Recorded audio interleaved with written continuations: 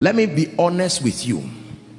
In this life, I have discovered, and I keep discovering, as God helps me to advance in my life and God helps me in leadership and ministry, I have found out people really don't care about you. This is a very painful revelation. It takes a long time usually for people. People don't care about you at all. They are passionately obsessed with making a meaning out of their own lives. So whatever will make them leave their own affairs and zoom their attention to you has to be divine. Listen, most of us have this superstitious idea that just because I love God, everybody will shut down on their destinies and just pay attention to me. No, sir. Apostle, the other day I sat in church and someone was looking at me and smiling.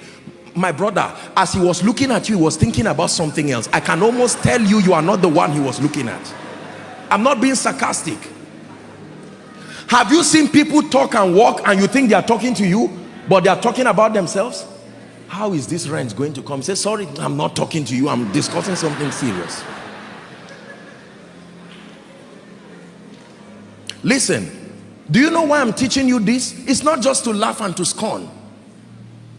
If it is true that your success does not just depend the dynamics of the manifestation now, is God in partnership to men to make it happen, and these men are currently distracted pursuing their own destinies, then what do you think will make those men to leave whatever it is and then turn to you and give you dedicated investment of their time, dedicated investment of their resources, dedicated investment of their energy, allow you to climb and leverage upon them?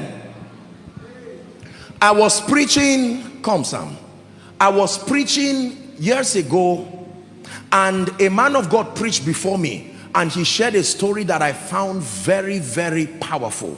Pay attention to the story. This is what he said: that there was a senior advocate, I think in this country or so, or around the world, very senior legal practitioner, very wealthy, very successful, influential, one whose name is a key. You know, names can be two things, keys or padlocks. But this one, his name is a key. And there was this young lawyer who had tried to set up his firm. It failed. Very sincere, smart gentleman. Watch this. And he was really frustrated. And he went to God in prayer and said, Lord, change my life. Things have to change. And every time he would stand, he would see some of these top clients, institutions running around to talk to that senior advocate, to help them, you know, in all kinds of legal services. And these people would be bidding for millions of dollars. And that gentleman felt life was so unfair. I'm just looking for a fraction of this thing. Look what they want to give this man, and he's leaving them. And what kind of thing is this? When God wanted to help that gentleman, this is what happened. In the presence, I think they were at a conference, and there were several people, businessmen, billionaires, other lawyers, the captains of industry. And this young man came and cried and said, sir, please help me. Please change my life. And the man said, okay, I will help you.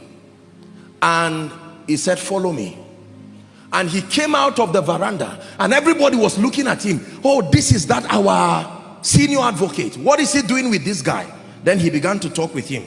So how are you? How is your wife? I said, sir, that's not the issue. He said, just talk to me. And they were walking together. How are you? Are you eating well? Are you taking care? And he was angry. He was saying, sir, the issue is that I'm hungry. And the man said he walked with him. And when he walked with him, he got into his office and said, if you still fail, don't come to my office again. Listen.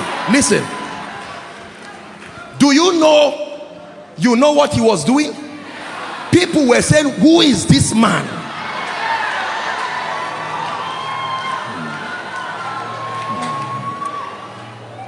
Please sit down. Sit down and learn. You are in the house of God.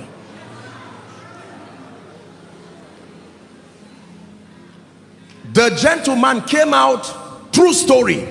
He was about to look for a bike to go home, and someone stopped him and said, sorry, I saw you with this man. Listen. He did not even ask him if he was ill. He said, sorry, we've been trying to get him to negotiate a deal for us, but our rate, can we work with you? And he mentioned a rate that was a breakthrough, and the gentleman was wise to compose himself. Listen, true story. The moment he did that, God granted him grace, called some of his partners and worked together, and within a year this gentleman got a gift and went back to the office of that senior advocate. He knelt down and said, thank you for changing my life. Then the senior advocate asked him, he said, do you know what happened to you? That's what I'm interested in. Keep your gift. You have to study what happened to you so that you will use it on others too. Favor is when an individual invests his credibility on you.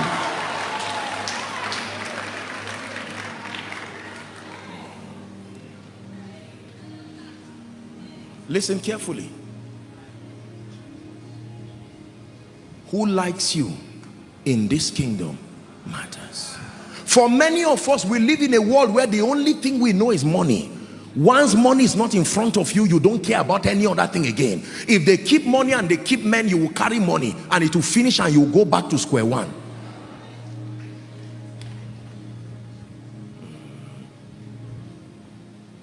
There are 7 currencies that we use to purchase realities in this kingdom. Everything is bought.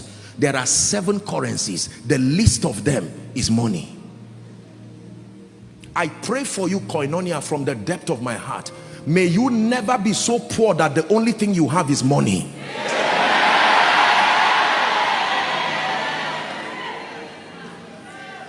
Let me pray that prayer again. And I say it with every sense of responsibility. May you never be so poor that the only thing you have is money in your ATM. Listen, there are superior currencies. Money itself, you see, we have a series on finances coming, but money itself, you see, is a product. There is a capital that buys it. The name of the capital that buys money is what the Bible calls true riches. Money itself is a product. Are you getting what I'm teaching you now? Yes. If I want to buy this Bible, come, lift this up. If you want to buy this Bible, will you be offended if I bring out money just to use? Okay, watch this. Please watch this. This, for instance, this is $100 bill. Lift it up. Watch this. If, let's assume this is $100. People are following from around the world, so we're using something universal. If you want to buy this product, you need this. Is that true? So that means if I give you this, you start smiling because this is already a victim of the abundance of this. But if you want to buy this, what do you use? Because this is also a product. What do you use to buy this?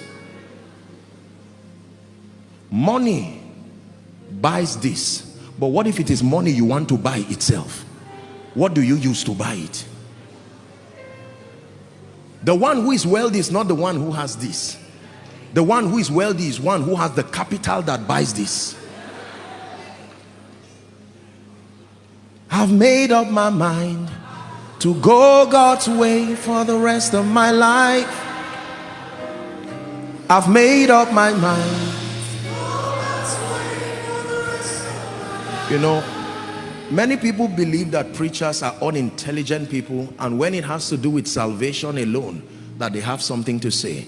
When it has to do with the matters that help people to excel and live a victorious Christian life while serving the purposes of the kingdom with dignity and honor, most people believe the house of God is not the go-to place.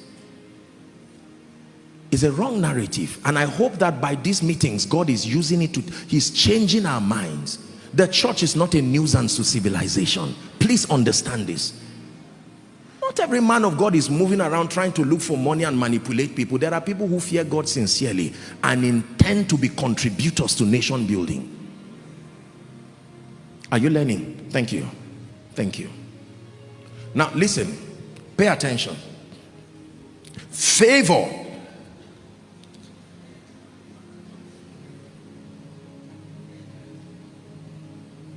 One person, write this down please. One person can be used by God to open 100 doors of opportunity for you. One man can be used by God. Remember, God has to be in the equation. One man can be used by God to open more than 100 doors of opportunity for you. Thank you for watching Kdm.Secretplacetv. Hope that message bless you. Please, if you have not followed us, do good to follow us now, share and like, as we promise to be bringing you